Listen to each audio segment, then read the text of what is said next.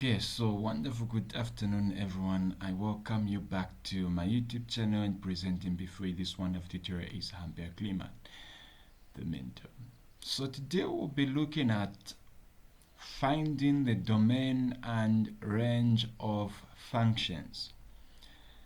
So this is a very important topic under functions which you need to get to understand. It's very simple, very tricky, but if you get to understand the concepts, then you would be able to solve most questions.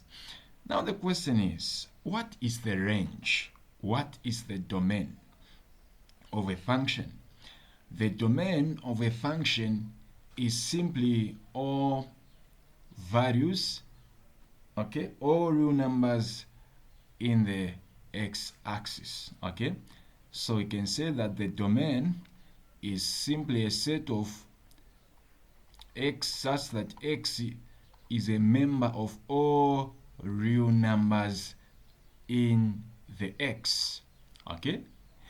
The range is simply a set of all real numbers in the y-axis, okay, such that y is a set such that y is a member of all real numbers in the y-axis. So when we say the domain, we are simply focusing on x-axis values.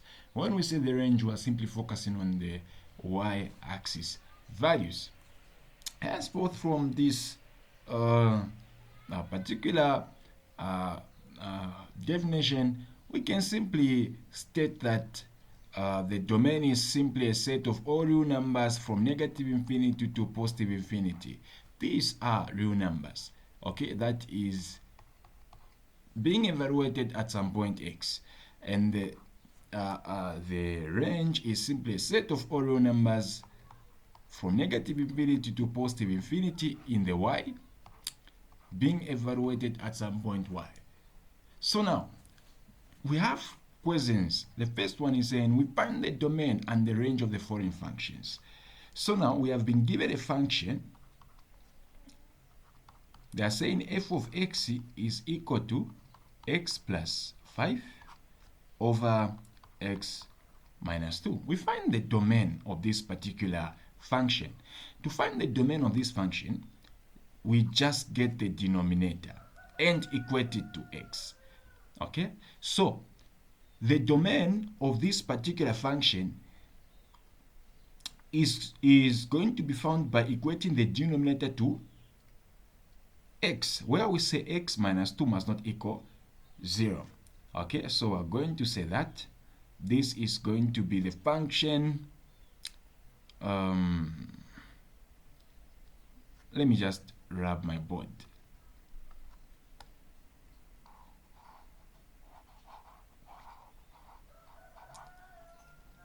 Okay, let me. All right, so now this is going to be a function such that we are going to get our x minus 2 and say x minus 2 must not equal 0. Okay, because if x minus 2 is equal to 0, then it is going to undefine the function. Then we solve for this. Then we find out that x must not equal 2 in order for this particular function to be defined. Because if we put 2 where there is x in the denominator, we are going to undefine the function. Henceforth, from here, we have already found the domain. The domain for the function f of x is simply a function which is going to come from negative infinity all the way to negative 2, not included, the union of negative 2 all the way to positive infinity. So all values from negative infinity to negative 2, the union of negative 2 to positive infinity are going to hold. Okay? So this is the domain for this particular function. How do we find the range? To find the range, we are going to equate some function f of x to y. So we are going to say that y is going to equal to x plus 5, okay, over x minus 2. Then we are going to multiply this. So this is going to be y, then x minus 2, and then equal to x plus 5. Okay, so upon reaching here, we can say yx minus 2y is equal to x plus 5. Okay, so when we reach here, we can say that we can have our y, x, and then we have our negative x like that, and then we are going to have this equal to 2y plus 5 like that.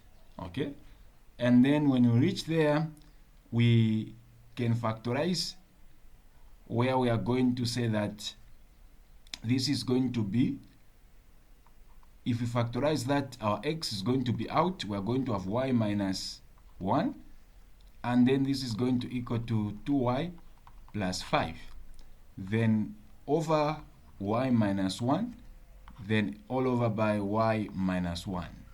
If we cancel out that, we are going to have something which is going to look like this.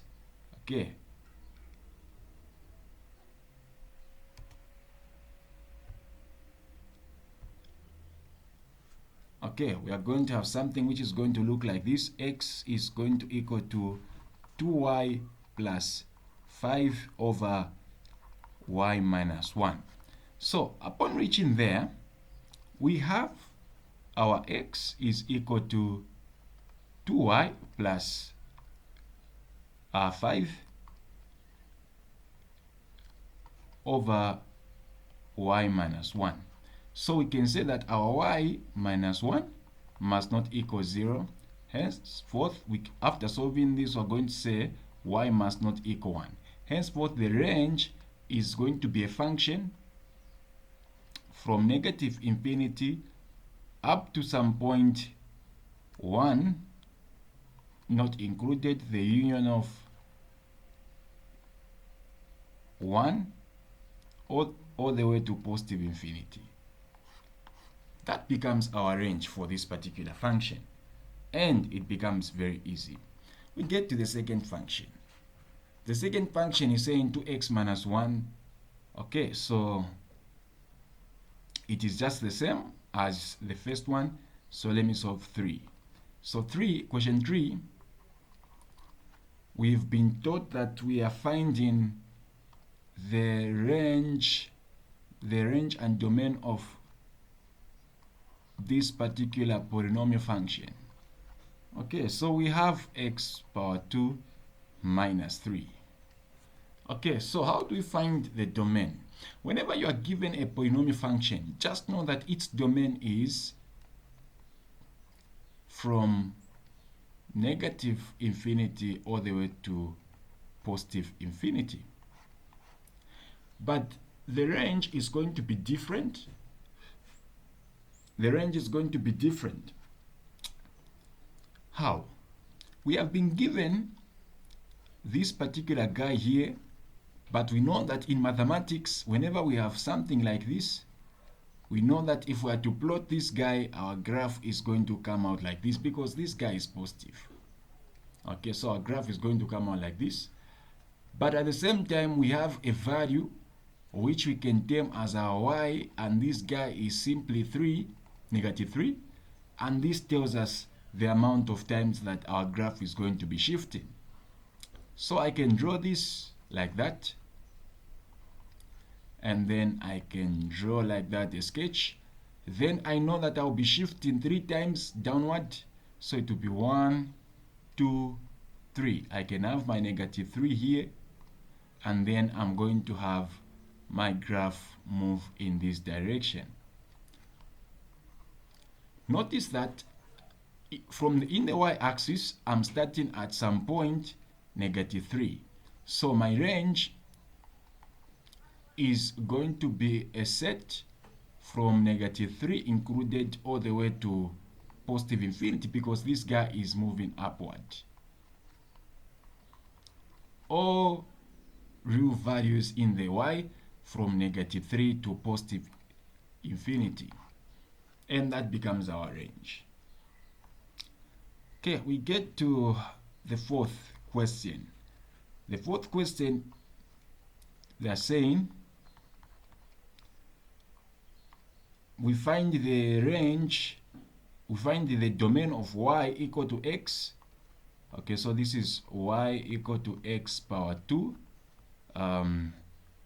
minus 4x plus 5. So it's going to be the same, except it will be different. The domain of a polynomial function is always from -infinity to positive infinity. Whatever value that you can put on x to the power 2 is going to give you some value, even on -4x. That is going to define this function. Now we find the range. To find the range, we need to plot. But first of all, we need to come out with what we call the points of the vertex. Okay, the points of the vertex in the x, also in the y. So we know that a point of the vertex in the x can be found by this formula, -b over 2a.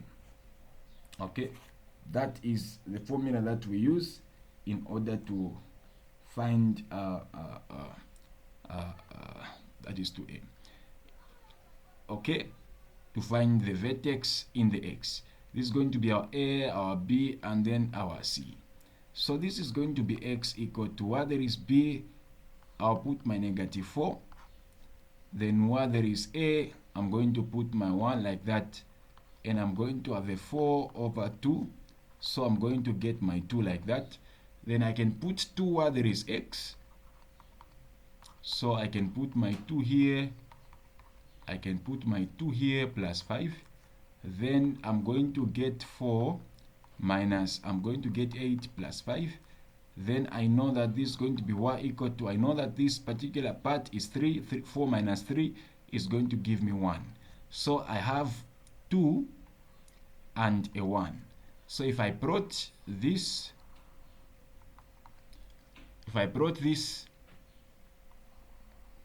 I'm going to have a +1 here, like this. So I'm going to have a +1 like that. Then my graph is going to be moving in this direction. Why? Because this factor here is a positive, so it will be moving upward, to be shifting upward. Henceforth, my range for this particular equation is going to come from all the way from 1 going to positive infinity. Okay, that even makes much more sense.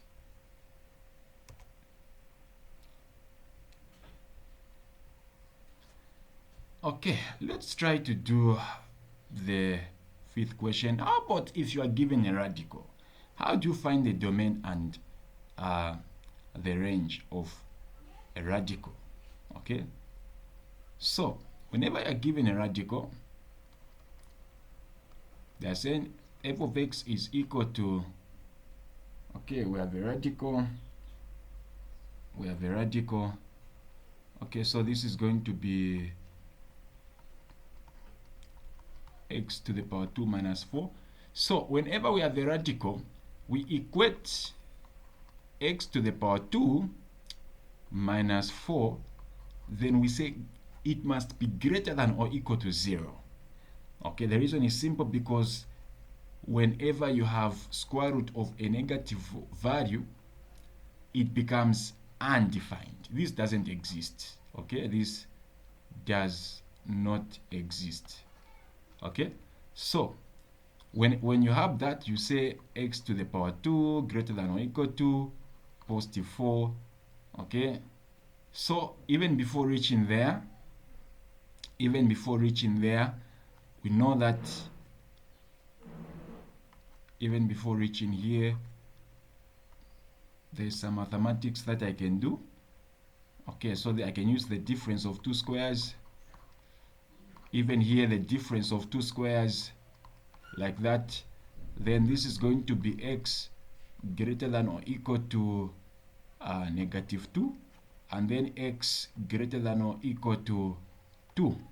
So how is my range going to be like? How is my range going to be like?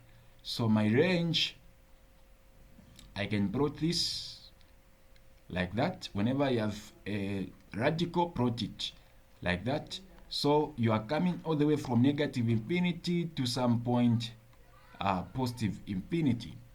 This is positive infinity. Then you have a -2 here, and then you are going to have a +2 here. So you can test your values. We have a set coming from here, then here, and then we have a set from here to here, and then we have a set from 2 all the way to positive infinity. We can test the values. Now here we can get -3, because we know that here there is -3, we can get -3 for a test. Here we can get -1 for a test. Here we can get any number between 2 and positive infinity, so I can get a 2. I can get a 3. Okay, so let's now see, we test. We do our tests. Okay, so we will be testing using this particular guy. Always you test using this guy. So if I get -3, if I get -3, I put it here where there is x. I should get a value above 0. So this is going to be -1. This is going to be -5. If I multiply this, I'm getting 5. 5 is above 0, yes. So meaning this region here is very true. How about if I get -1? If I put -1 where there is x,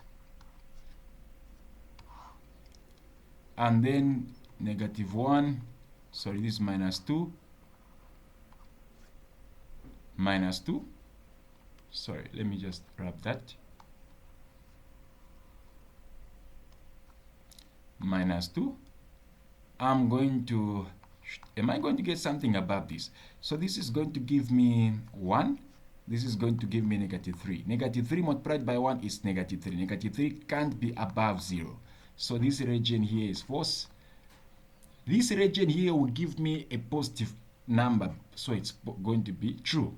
Henceforth, the domain for this particular guy is a set from -infinity all the way to 2, because we put these brackets, and at the same time we have an equal, a greater than or equal to. Henceforth, our -2 is going to be included. The union of this region here is very much false, so won't include it, but this region is true.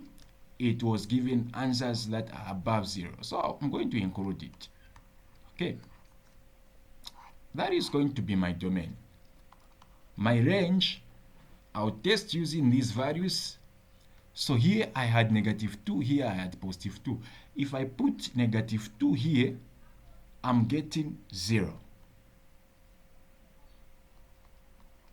If I put a 2 here, I'm getting 0. So the lowest number that I'm getting after putting my x values is 0. Henceforth, my range is going to come all the way from 0 to some point positive infinity. That is just how you solve functions. So this is just an highlight.